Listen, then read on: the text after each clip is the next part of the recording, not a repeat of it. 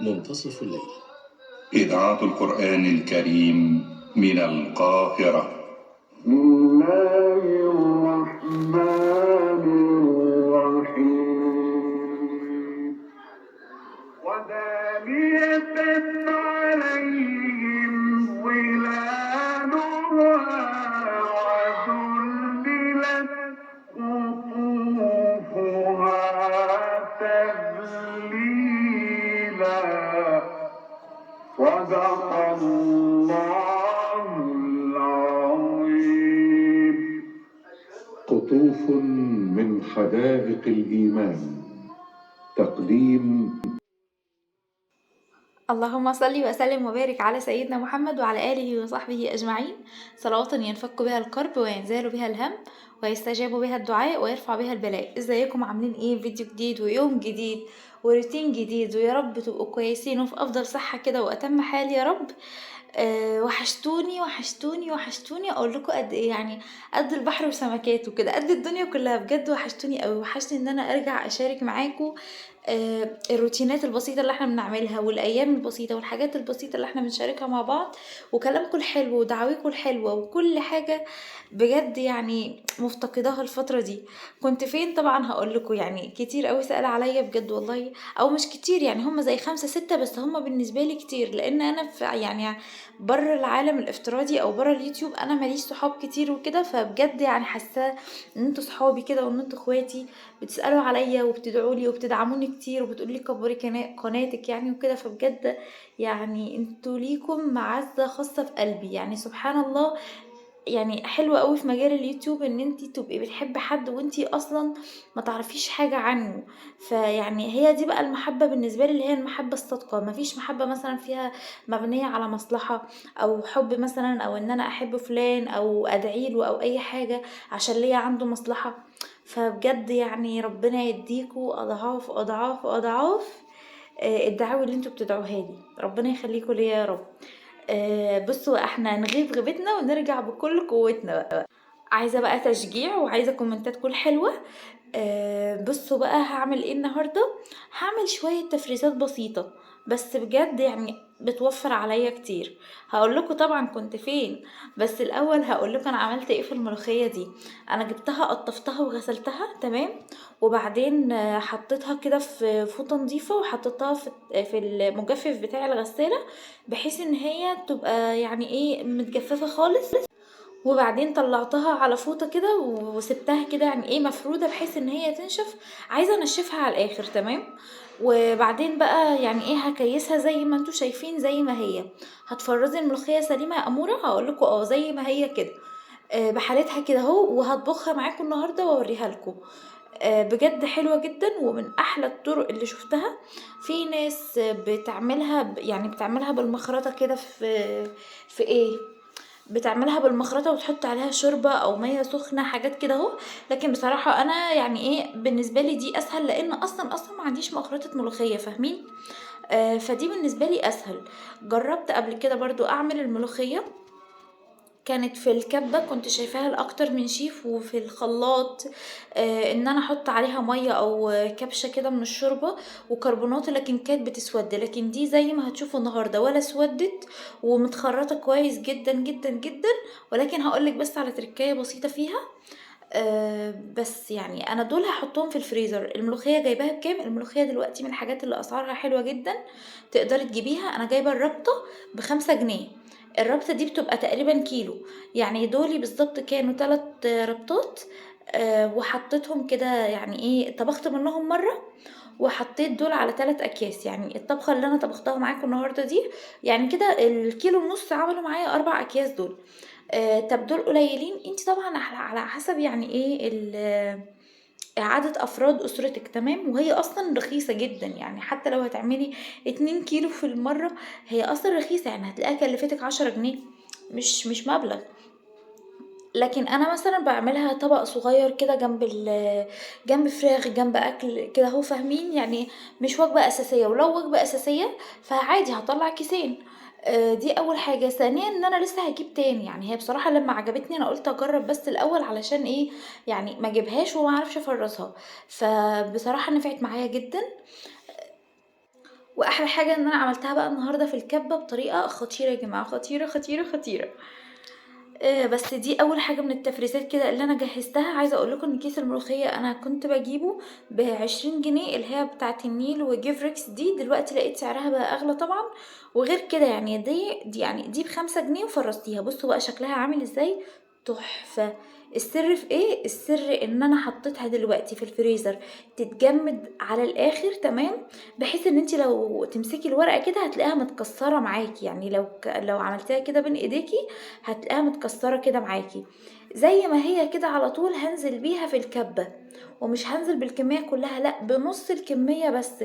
طب ليه نص الكميه؟ عشان الكميه التانية انا مش عايزاها انها اصلا تفك معايا. يا دوب يعني نزلت بنص الكميه في الكبه، والنص التاني رجعته الفريزر ورحت ضرباه في الكبه. الشوربه بقى كانت عندي بتغلي.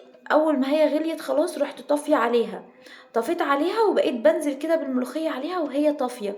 فالملوخيه خضرها زي ما انتوا شايفين كده، او زي ما كنتوا شايفين. وبعدين طلعت بقى النص التاني اللي انا كنت شايلاه في الفريزر وفرمته، ونزلت برضو عليه في الشوربه وهي سخنه، بس انا طفيت عليها خلاص. فعطياري بقى اللون الاخضر الحلو قوي، محافظه على الخضار بتاعها. وطبعا مادة الكلوروفيل اللي هي فيها دي محافظة عليها. فالملوخية كان طعمها عظمة بجد، عظمة بجد، عجبتني قوي. واخر حاجة طبعا نزلت بالطشة وخلاص كده. كان عندي برضو شوية بصل، طبعا البصل دلوقتي ب30 جنيه. حسيت ان هو هيبوظ مني، وانا كنت محتاجة اعمل اكل يعني فيه بصل مفروم وكده. كنت هعمل لحمة مفرومة، فعايزة بصلاية مفرومة يعني. فبحب اخلي عندي كده كيس بصل مفروم في الفريزر. واوعكم بجد والله حد يستهزأ بالتفريزات البسيطة دي. حاجات بسيطة قوي بس بتنفع وبتفرق. احيانا تكتشفي ان انتي ما عندكيش بصل مرة واحدة او توم، لكن تفتكري ان انت عندك كيس في الفريزر فينفع معاكي. طب انا عايزه بصلايه صغنونه قد كده مفرومه، فلسه هطلع الكبه واجيب بصلايه صغننه كده عشان افرمها، فخلاص يعني هتاخدي المعلقتين على قد البصلايه اللي انت عايزاهم. بس بخلي كده الكيس ده عندي بدون اي اضافات زي ما هو كده، واحطه بطاطه كده واحطه في الفريزر يفضل عندي بقى كده. لو عايزه بطلع كده اكستر منه كده اهو. انا كنت مختفيه فين والله يا جماعه؟ يعني انا كان عندي ظروف صحيه شويه، كنت في وعكه صحيه كده اهو. والدكتوره كانت قالت لي ممنوع ان انا اتحرك الفتره دي وكده. ف يعني كان المفروض ان انا اقعد، وكانش ينفع ان انا اعمل اي حاجه. دي اول حاجه. تاني حاجه بقى ان النت كان عندي فاصل. فاول ما بدأت كده ان انا استرد صحتي، حسيت ان انا لو قعدت هتعب اكتر، فلا خليني اقوم اتنشط اعمل اي حاجة ارجع اشارك معاكم. لان كنت مفتقداكم جدا، والنت كان قاطع، وعارفين حاسة ان انا منعزلة عن العالم ومنعزلة عن كل حاجة. فادعولي بجد ان ربنا يكمل لي كده يا رب حملي على خير. يعني انا في الشهر السادس كده دلوقتي، فهانت ان شاء الله. ربنا يكملني بس على خير. وادعولي بجد، انتوا بتدعولي اصلا من غير حاجه، ودعوتكم دي والله بتدخل في قلبي. بحس ان في ناس قريبين مني، يعني انتوا بتدعولي اكتر منهم اصلا، فاهمين؟ وهم طبعا بيحبوني وكل حاجه، بس يعني على بالكم اكتر. فبجد ربنا ما يحرمني منكم ولا من دعوتكم الحلوه. تعالوا بقى نرجع للزمن الجميل. عارفين بقى ايام زمان تيتا الله يرحمها يا رب ويكرمها زي ما كانت بتكرمنا. جدتي ربنا يرحمها ويرحم موتانا وموتى المسلمين. كان لما يبقى عندنا بلح، بصوا احنا في منطقة نوعا ما ارياف، تمام، يعني ولا هي ارياف ولا هي مدينة قوي، فنوعا ما ارياف. فاحنا عندنا كل عيلة مثلا، يعني ما عندناش نظام العماير كتير، لا هو كله بيوت، يعني بيوت مستقلة كده بنفسها. فاحنا عندنا في البيت، في الحوش بتاع البيت كده او في السور بتاع البيت عندنا نخلة. فالنخلة دي بقى يعني اخدت شوية بقى من البلح بتاعها. طبعا الباقي بيتوزع على الحبايب والجيران والقرايب والناس كلها. فدول اللي انا خدتهم من النخلة. دول هعمل بيهم ايه بقى؟ انا نفسي اعمل عجوة زي اللي تيتا كانت بتعملها الله يرحمها. فكانت بتعملها ازاي؟ كانت بتنقي البلح. انا هعمل ايه دلوقتي؟ معلش، من بلح انا هعمل منه بلح. يعني هفرزه رمضان، ده اسمه بلح سماني. هتختاري البلحة اللي هي فوق، من فوق كده لونها احمر كده وحلو، وتحاولي ان هي تكون بالقمع بتاعها اللي فوق، دي بتكون احلى في التفريز. فانا هشيل كده كام كيس دول احطهم في الفريزر لرمضان. كسلت مثلا في مرة اعمل خشاف، التمر خلص، اي حاجة، يبقى عندي كده دول احتياطي. فبنقي البلحية اللي هي مقفولة من فوق كده بالقمع بتاعها. دول هكيسهم كده احطهم في الفريزر. وتعالوا بقى احكي لكم زمان احنا كنا بنعمل ايه في البلح ده. معظم البيوت اللي حوالينا مثلا هتلاقي عندهم نخل، هتلاقي كده كل بيت عنده نخلة. ده بلح اللي هو اسمه احنا بنقول عليه بلح ثماني، مش عارفة هو ليه اسم تاني او لأ. البلح الاصفر اللي هو المقلبس ده اسمه بلح ثماني. فده بقى احنا عندنا النخلة منه هنا. فاخدت شوية دولي. تيتا بقى كانت بتعمل ايه، تيتا الله يرحمها كانت بتجيب البلح ده تعمل منه عجوة. كنا بناخد الصواني اللي هي الاستانلس الكبيرة دي وتطلعها على السطح، وبعدين تفضل بقى ايه كل بلحية تقسمها كده على 2 او كل رطبية تقسمها على 2، بس لازم تفرش الاول تحتها حاجة. وكنا نطلع بقى كل يوم نلم العجوة دي، يعني نحطها في الشمس مثلا، قولوا على الساعة 10 تبقى موجودة فوق على الشمس. وبعدين بعد العصر كده نطلع بقى ان احنا نلمه كده فوق، يعني نلمه كده ندخله علشان الندى ما ينزلش عليه. وبعدين بقى نرجع تاني يوم الصبح نفرده برضو، وبعدين نلمه بالليل. وبعد كده عارفين بقى المكنة اللي هي بتاعة البسكوت دي بتاعة العيد بقى بتاعة زمان، اللي هي الناس القديمة دي، كنا بنثبتها بقى على الترابيزة، او مش على الترابيزة، على الطبلية. ونفضل بقى ان احنا نعمل ايه العجوة بتاعتنا. كانت بتبقى حبة عجوة تحفة. فانا بقى ايه احنا بقالنا كتير قوي ما عملناش الحركة دي. فانا نفسي بقى في عجوة من بتاعة تيتا الله يرحمها.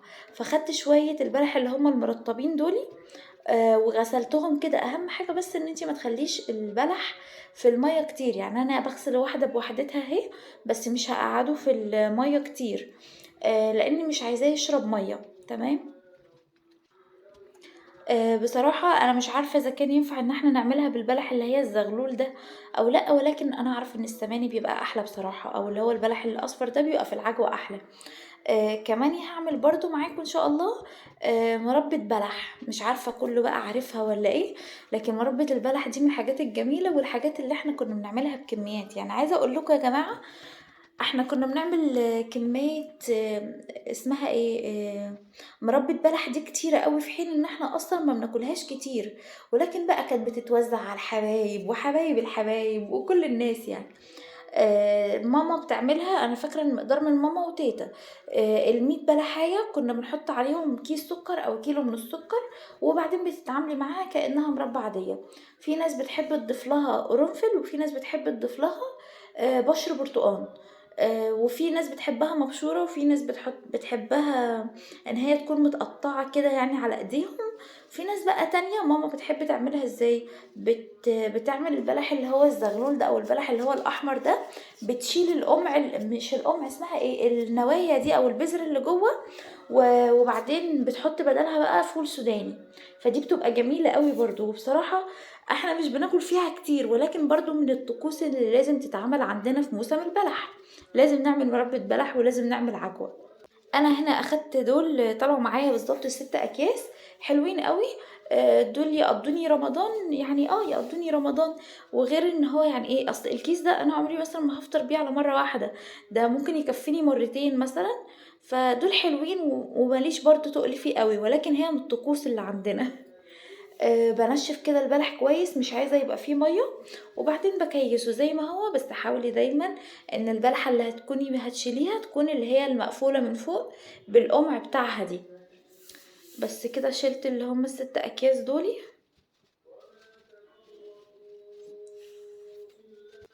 قولولي بقى انتوا بتعملوا ايه تاني في البلح، يعني لو حد مثلا بيهتم برضو بموسم تفريز البلح والحاجات دي، قولولي بتعملوا ايه فيه، ايه يعني بتعملوا ايه الافكار اللي بتعملوها فيه.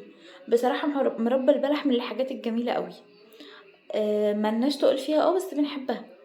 جبت بقى هنا كده قاعدة بقى زي بتاعت زمان، وقلت لا خليني ايه بدل ما اقف، وانا اصلا ما ينفعش اقف كتير، فخليني كده افتح حاجة على التلفزيون. عارفين بقى بحب قوي اللي هو بعد على الساعة 3 مثلا كده او حاجة اشوف لي اي حاجة اعملها. حبة توم بقى افصصهم، اقول لكم ايه، ملوخية اقطفها، بامية امعها، اي حاجة من الحاجات دي قدام الافلام القديمة بتاعت زمان دي. فجيت هنا بقى بصوا هوريكم انا بعمل العجوة ازاي. بجيب البلحية اقسمها كده على نصين واشيل البذرة اللي جوه او النوايا اللي جوه دي. جبت هنا الصينية اللي هي بتاعة الفرن، اللي هي الصاج اللي بيبقى في الفرن الكبير ده. ولازم بقى تحطي فوطة تحت. طب الفوطة دي لازمتها ايه؟ الفوطة دي عشان البلح ده طبعا بيبقى فيه مية، تمام. فبينزل المية دي على البلح على الفوطة فبتمتصها. طب لو انا ما حطيتش الفوطة يبقى المية اللي بتنزل من البلح دي البلح هيشربها تاني، فهتلاقي البلح عفنت اصلا من تحت، عملت عفونة، فهي كده خلاص باظت. تمام. جبت هنا بقى وزي ما انتوا شايفين انا برصهم كده. عايزه اقول لكم كمان ان احنا كنا بنطلع زمان يعني نبص كده على سطوح البيت عندنا، كان كل الجيران تلاقيهم عاملين العجوه دي، تلاقي الصواني كلها محطوطه كده فوق السطح وبيشمسوا البلح بتاعهم ده علشان يعملوا العجوه. انا شفت بصراحه فيديوهات مؤخرا على ناس في سيوه وسينا والجماعه دول حبايبنا طبعا فوق راسنا كلهم، بيعملوا البلح، بس تقريبا ده بلح برحي بقى او ايه مش عارفه بصراحه، او بيعملوا بيه اللي هو البلح اللي هو الايه بتاع رمضان ده. عايزه اقول لكم كمان ان انا فاكره ان احنا كنا بنشوي البلح ده، يعني البلح ده كان بيتشوي. تمام. وبعدين بيدخل كده في بيتعمل بيه ايه، بيتعمل بيه زي شوربه كده، مش عارفه حد عارفها او لا، بس هو بيبقى بلح مسلوق، بس بيتشيل الاول وبعدين بيتسلق. ده تيتا كانت بتحبه، الجماعه بتوع زمان هما اللي كانوا بيحبوه. جيت بقى دلوقتي طلعت البلح ده في الشمس، وطبعا غطيته بشال ابيض كده حلو علشان مفيش اي حشرات اي حاجه تقف عليه. تاني يوم بقى كان البلح خلاص يعني ايه، بدأ ان هو يفصل القشره دي. عارفين القشره اللي فوق دي زي دي بنشيلها كده وبعدين بنحطها، يعني بنرميها خلاص مش محتاجينها في حاجه. الشال ده كمان كان بتاع تيتا الله يرحمها، فده غسلته كويس قوي وبرده ايه غطيت بيه الحاجه. طب احنا بنشيل القشره ليه؟ عشان تنشف كويس. وبعدين نبقى نطحنها بقى كده في المفرمه اللي هي بتاعه الكحك والبسكوت دي، بتاعه البسكوت بتاع العيد اللي هي مكنه البسكوت. بصوا بقى ده احنا كده كنا تاني يوم اهي هتلاقوا قشر كده رفيع برضو انا بشيله. بس احنا كده هنكون وصلنا لنهاية الفيديو. اتمنى ان الفيديو يكون عجبكم، وقولولي لو انتوا يعني زينا كده، قولولي الذكريات بتاعتكم في موسم البلح ده زمان ايه. لان احنا معروفين ان احنا عندنا نخل كتير قوي. فبس استودعكم في رعاية الله، واشوفكم في فيديو جديد، وما تنسوش بقى تعملوا لايك واشتراك في القناة، ومع السلامة.